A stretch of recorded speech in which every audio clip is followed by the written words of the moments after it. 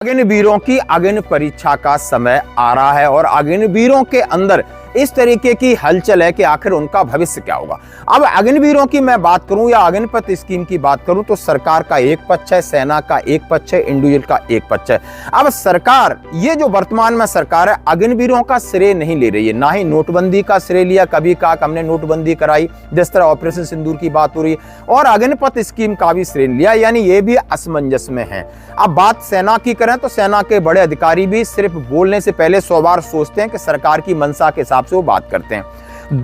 तीसरा पक्ष आता है कि जो सोल्जर हैं वो क्या फील करते हैं, तो वो एक अनसिक्योर, यानी सोचते हैं कि फाइनेंशियल आगे हमारी स्थिति क्या होगी, हम सेना में रहेंगे या नहीं रहेंगे। तो आगे इसी पर चर्चा करेंगे। सरकार के पक्ष की बात करें तो सरकार के दो भाग है, एक पक्ष और विपक्ष। विपक्ष 2029 में कह रहा है इन सबको मैं करूंगा परमानेंट, और परमानेंट स्ट्रक्चर यानी जैसे सेना में पहले चलता आया वैसे ही होगा। आपको मालूम है कि अग्निवीर जब किया, हिंदुस्तान के जो सेना के चीफ थे, क्या नाम है, कहां के, हाँ, महाराष्ट्र के जो चीफ थे, उनको अग्निवीर के बारे में बताया भी नहीं। आप बात समझो, महाराष्ट्र का आर्मी चीफ था, हिंदुस्तान की सेना का कमांडर, अग्निवीर मोदी ने कर दिया, आर्मी चीफ को नहीं पता था। कांग्रेस पार्टी में राहुल गांधी जी ने फैसला किया, कांग्रेस पार्टी ने फैसला किया और अपने लोकसभा के न्याय पत्र के अंदर कहा कि हम जैसे ही हमारी सरकार आएगी अग्निपथ स्कीम को खत्म करेंगे, अग्निवीरों को रेगुलर करेंगे, और 1.5 लाख बच्चे जो 2022 में अग्निवीर योजना आई थी, उससे पहले 1.5 लाख बच्चे आर्मी और एयरफोर्स के अंदर ज्वाइनिंग के लिए तैयार खड़े थे, जिनमें बहुत सारे बच्चे कैंडिडेट्स बिहार के हैं, जिन्होंने चंपारण से पैदल यात्रा करके दिल्ली पहुंचे थे और हमारे साथ राहुल गांधी जी के साथ मुलाकात हुई थी। तो उन सबको ज्वाइनिंग देने का काम, और उसके लिए न्याय पत्र के अंदर मेंशन किया गया कि हम उनको ज्वाइनिंग देंगे। आज क्योंकि ऑप सिंदूर इस समय पर रुका हुआ है, तो इसलिए लेखा जोखा लेना जरूरी है। और राहुल गांधी एक बार नहीं 1000 बार बोल चुके हैं और उनकी एक्स-सर्विसमैन विंग इस पर काम कर रही है।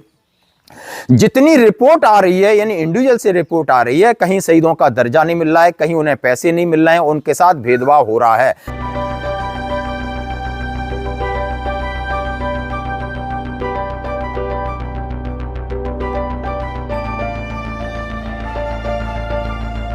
इसलिए उनका मोरल और मोटिवेशन खराब इंडिविजुअल का होता है, तो इसका नुकसान सेना को भुगतना पड़ रहा है, लेकिन सेना के शीर्ष अधिकारी बोलने से बच रहे हैं। तो आप समझ सकते हो भविष्य सरकार है, यानी नेता क्या डिसाइड कर रहे हैं, एक पक्ष कर रहा है और एक विपक्ष कर रहा है, हम इसको खत्म कर देंगे।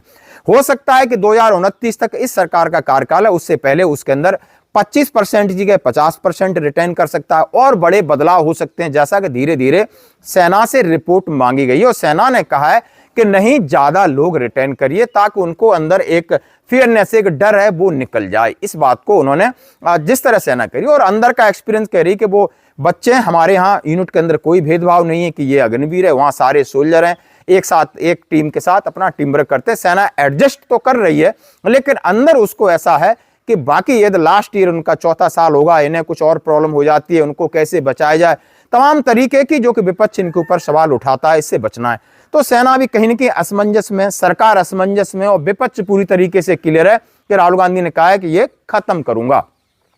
अब बात इंडिविजुअल की बात करूंगा। अब इंडिविजुअल के लिए क्या है, अब इंडिविजुअल के लिए मैं चाहता हूं कि 50% रिटर्न हो, और उन्हें नौकरी का, पहले शायद फर्स्ट और सेकंड बैच को नौकरी की कोई प्रॉब्लम नहीं आएगी। यदि वो 25% भी रुकते हैं तो 75% के लिए जितनी भारतीय जनता पार्टी की सरकार है जिस स्टेट में, पुलिस में आपको आराम से भर्ती मिल। सैनिकों के प्रति सम्मान का भाव व्यक्त करते हुए हमारी सरकार ने तय किया है कि अग्निवीर के रूप में जो जवान देश की सेनाओं में अपना योगदान दे रहे हैं, जब वह जवान रिटायर होकर के आएगा, उत्तर प्रदेश पुलिस बल में हम ऐसे जवानों को 20% आरक्षण की व्यवस्था कर रहे हैं। उन सभी जवानों के लिए 20% आरक्षण उत्तर प्रदेश पुलिस बल में हम लोगों के द्वारा उपलब्ध करवाने की कार्रवाई को भी आगे बढ़ाया गया है। मिलेगी सीएपीएफ यानी गृह मंत्रालय उनके पास है, वहां पर आपको पूरी जॉब मिलेगी। तो जॉब की कोई प्रॉब्लम आपके पास नहीं है, बशर्ते आपकी मेडिकल सिचुएशन स्टेबल होना चाहिए। तो दोस्तों, अग्निवीरों को लेकर कई प्रकार की अब प्रतिक्रिया आ रही, तो हम और आप सभी चाहते कि आखिर इनका भविष्य क्या होगा। भविष्य जैसा कि माना जा रहा है कि 50%, 25 की जगह 50% सरकार रख सकती है, और पहला बैच या पहला फर्स्ट और सेकंड बैच का 2026 के लास्ट में ये सारी चीजें क्लियर हो जाएंगी कि सरकार क्या करती है। लेकिन इसको लेकर के सरकार के पास दुविधा में है, और विपक्ष ने अपना क्लियर बता दिया है कि हम 2029 में आएंगे और अग्निपथ स्कीम को टाटा बाय बाय कर देंगे। जैसे राहुल गांधी जी ने कहा है, सारे परमानेंट होंगे, और जैसे सेना का सिस्टम था वैसे। क्यों कि उन्होंने कहा कि ये सेना की डिमांड नहीं थी, अग्निवीर सेना की डिमांड नहीं थी, ना ही चीफ ऑफ आर्मी स्टाफ की डिमांड थी। और उन्होंने जनरल नरवाने साहब का भी जिक्र किया कि उन्होंने भी एक अपनी किताब में लिखा है कि हमें इसके बारे में ज़्यादा नहीं पता था कि इतनी जल्दी ये इंप्लीमेंट होगी, हो सकता है पायलट प्रोजेक्ट के रूप में सरकार इसको लागू करे। तो दोस्तों, ये थी अग्निपथ और अग्निवीर को लेकर अपडेट। धन्यवाद। जय हिंद, मेरा नाम अग्निवीर गारे प्रतीक है। मैं फर्स्ट बैच अग्निवीर का इलेक्ट्रॉनिक्स एंड मैकेनिकल इंजीनियरिंग का स्टूडेंट हूँ। मैंने बेसिक ट्रेनिंग सिकंदराबाद में की, साथ ही साथ मैंने advance training electronics and mechanical engineering school Vadodara में की। वहाँ से मेरी जैसे ही फर्स्ट पोस्टिंग आई, मैं मेरे साहब लेफ्टिनेंट कर्नल प्रशांत अग्रवाल के साथ मैं R&D में उन्होंने मेरे गुणों को देखा और R&D में मुझे शामिल किया। उसी के साथ साथ मैंने डाइवॉस पे काम किया, 3D प्रिंटिंग पे ही काम किया, और बाकी चीज़ों में ही मैंने अपना योगदान दिया। ये टोटल वेपन सिस्टम जो आर्टिफिशियल इंटेलिजेंस वेपन सिस्टम है, इसको बनाने में टोटल 8 महीने का समय लगा। इसके लिए पूरा रोबोटिक सिस्टम, इसमें हमने कई सेंसर्स डाले, ऑप्टिकल कैमरा, थर्मल कैमरा, इन सब का इंटीग्रेशन किया। इसमें प्रतीक ने काफ़ी बड़ी भूमिका निभाई कि इसको रिक्वायर्ड डेटा को हम बना सकें और AI को हम ट्रेन कर सकें। तो आप देख सकते हैं कि प्रतीक ने न केवल इलेक्ट्रॉनिक्स, 3D प्रिंटिंग, सॉफ्टवेयर, हर चीज़ में काम किया, और ये सिर्फ टैलेंट था जो प्रतीक सीख के और कर पाया।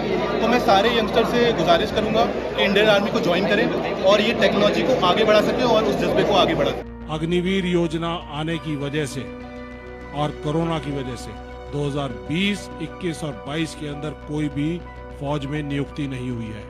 75,000 के हिसाब से 2.25 लाख पद कम हो गए हैं, और जो 80,000 लोग 2023 और 24 में लेने थे, उनकी जगह पे सिर्फ 35,000 ज्वाइनिंग हुई है। तो 40,000 वो। तो हमारी देश की सेनाएं इस समय लड़ाई के मैदान में चीन और पाकिस्तान से लड़ने के लिए तैयार खड़ी हैं, लेकिन उनके हाथ बंधे हैं। अग्निवीर जैसी योजना हमारे गर्दन के ऊपर पड़ी हुई है, और अग्निवीर योजना की वजह से जो हमारी सेनाएं का जो स्ट्रेंथ हुआ करती थी 15 लाख की बजाय 11 लाख हो गई है।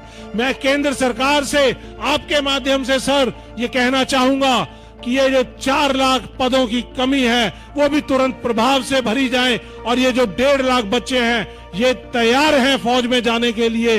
इन 1.5 लाख बच्चों को नियुक्तियां दी जाए, ज्वाइनिंग दी जाए। और क्योंकि ये लड़ाई लंबी चलेगी, तो इसलिए मैं चाहता हूं कि अगर पाकिस्तान और चाइना के साथ बराबर की लड़ाई लड़नी है, तो हमें देश की सेनाओं का स्ट्रेंथ बढ़ाना पड़ेगा।